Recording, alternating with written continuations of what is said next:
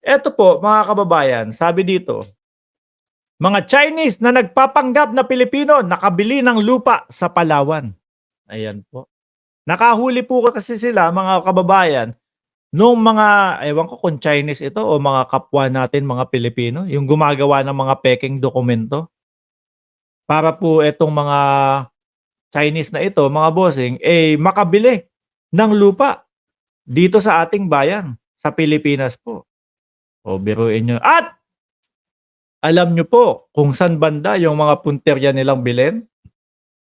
Sa Palawan po, malapit sa West Philippine Sea, mga kababayan.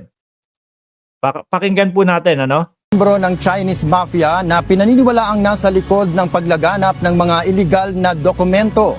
Nahuli ang mga suspect ng Bureau of Immigration, Armed Forces of the Philippines at National Intelligence Coordinating Agency. Nakasulat dito, 4 na Chinese national, o Chinese national nga, na umano'y nasa likod ng illegal na Philippine documents, arestado sa Palawan. O biruin nyo po iyon, mga bossing. Siguro, inuunti-unti na nilang bilhin yung mga lupa doon sa Palawan, mga kababayan, para, no? Baga, ma-secure, o secure na natin ito. Kaya yung mga maka-China dyan, mag-isip-isip kayo. Ano po? Tingnan nyo etong mga nangyayari sa ating bansa. So syempre mga bossing, pagka unti-unti nilang nabili ang Palawan, no, yung mga kalupaan diyan sa Palawan, yari, ubos ang Pilipinas. Gumagawa sila ng pekeng dokumento na magmumukha silang Pilipino. Oh. Tapos syempre kapag na-secure na 'yon, mga kababayan, swak na doon. Oh, hindi kumbaga, yung mga Pilipino na nakakakita ng mga barko ng China, ano po, ayan na, umikot na ito. Yung mga barko na nakakakita ng barko, yung mga Pilipino na nasa Palawan na nakakakita ng barko ng China, mga kababayan, syempre po, mga bossing, no, mawawala na po yun kasi wala nang mga lupa dun eh. No, rekta na po doon sa mga Chinese talaga. O, ilagay ko lang ito ha. Pero ibabalik natin yun. Nasaan na ba yun? O, balik natin to.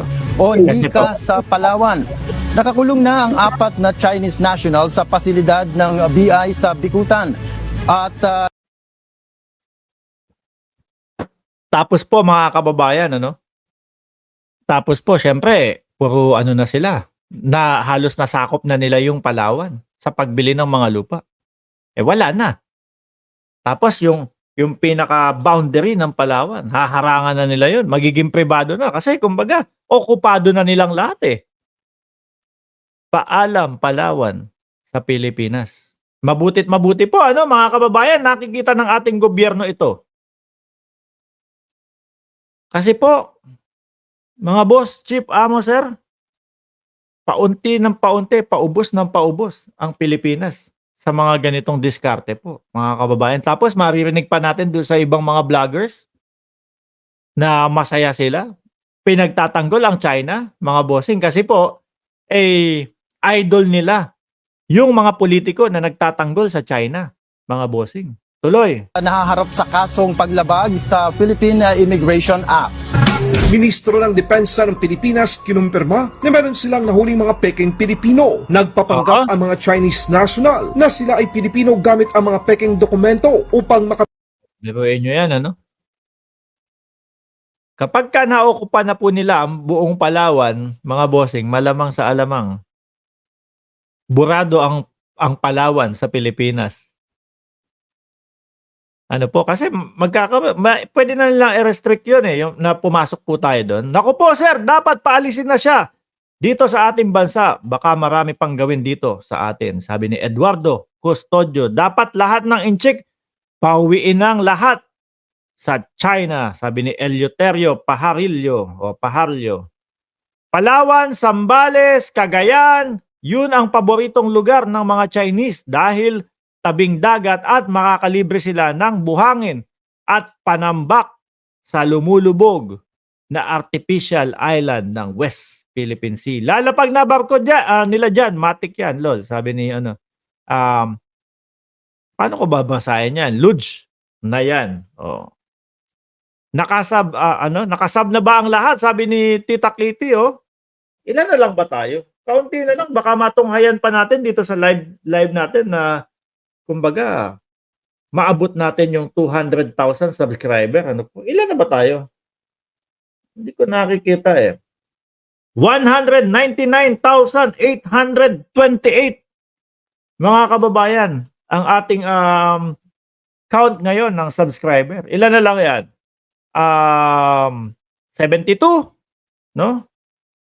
172 na lang po mga kababayan. Ay, mukhang matutunghayan natin dito sa live stream natin, no? Sa Senate, sa hearing ng Senado po. Tuloy. Bili ng lupa sa Palawan. Palawan ang isa sa pinakamahalaga at strategic na lokasyon para sa Pilipinas, malapit sa West Philippine Sea. Ayan! Oh, bakit Palawan? Kasi nga po, ang pinaka-strategic no, na lokasyon po, especially malapit sa West Philippine Sea. Ano po? Sabi ni J. Daiken 7, may binubulgar dati si Senator, si Sir Tommy Abile. May isang congressman dyan sa Palawan, no? Nangamkam ng mga lupain at marami na ring kababaihan sa Palawan ang nawawala at hindi na nakikita tulad ni Jovelyn Gallen. Taga Palawan ba yun? Si Jovelyn Gallen, no? Hindi ko nasubaybayan yung ano dun eh. Yung topic nun eh. Lumulubog ang ibang parte ng China kaya pinipilit angkinin ang Pilipinas. Tuloy. Na sa nasasakupan ng bansa na kabahagi ng Calayan Island Group at Sulu Sea. May maitim na balak talaga itong People's Republic of China dahil posibleng sila ang nasa Ayan.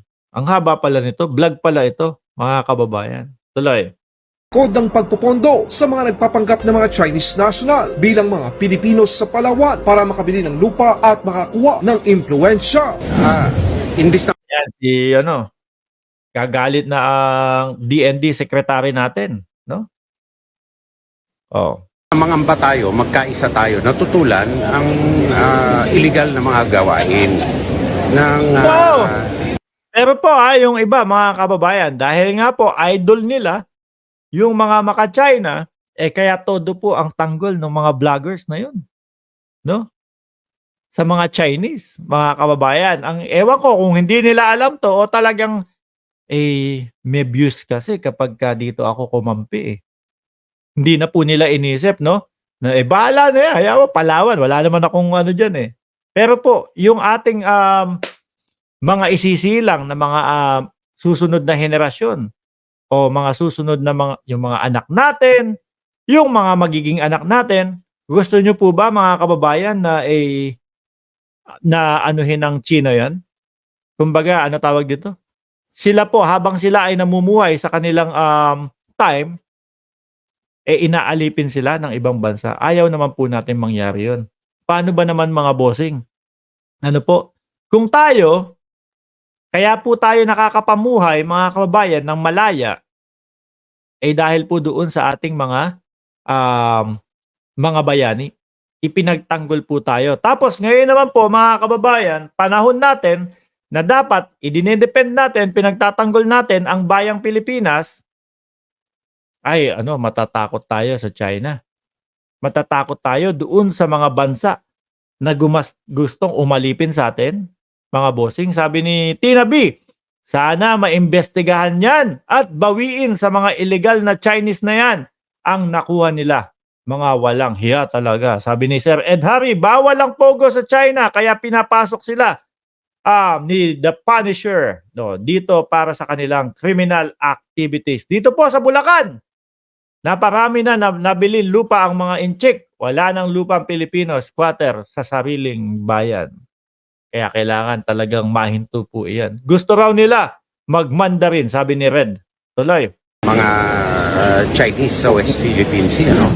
At magpakatatak din tayo na bantayan na dito mismo sa Palawan, huwag tayong pasukan ng mga illegitimate activities, no?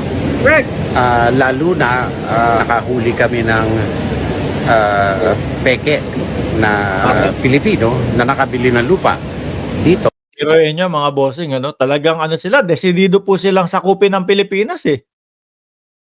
Gagawa ng mga peking dokumento o madali nga naman. Kapag may peking dokumento, may mga peking passport, mga kababayan, tapos may pera naman sila eh. O gano'n na lang ang gawin natin. Matalino po ang gobyerno natin ngayon, mga kababayan. Kaya nga po hindi ko maintindihan do sa iba, bakit hindi nila na-appreciate ano po kung ano yung ginagawa ng ating gobyerno. Sabi tuloy ni Nenita Umali, 283 like done. Salamat po. Hindi tayo magpapaalipin ng China. Laban. Laban. Dante Manuel, shout out sa iyo. In Bible says, in 20 years after some places in the Philippines will disappear and under water. Sabi po ni Ma'am Lorelai DSNR. Nakakalungkot isipin, may mga kababayan tayo, may mga vloggers po, no? Na talagang, ingatan natin ang mga Chinese. Ingatan natin itong China. Kaibigan natin yan. Ako mga bossing naniniwala po ako, madali lang naman pong intindihin ito yung nangyayari. No? Sa China at Pilipinas. At madali pong intindihin kung bakit, kumbaga, yung pambubuli ng China. Alam ko sa kanila, alam nila po yan, mga kababayan. Kaya lang, nabulag na po, no? Sa pag-iidolo doon sa kanilang mga politiko na sumusuporta sa China, kaya po patuloy lang sila. Kasi hodang mawala yung Palawan na yan. Wakame Pakels. No, importante, views. Importante kumbaga, mapangatawanan namin na ayaw namin kay PBBM. Mapangatawanan namin na kumbaga totoo yung mga sinasabi ni Digong na ang ating presidente po ay nagdodroga. Hanggang ngayon po, wala pa din. Hanggang ngayon po, wala pa din maipakita na mga patunay po o katunayan na ang ating presidente po, no? Sa halip, ang lahat po na ang ating presidente po ay nagdudurog.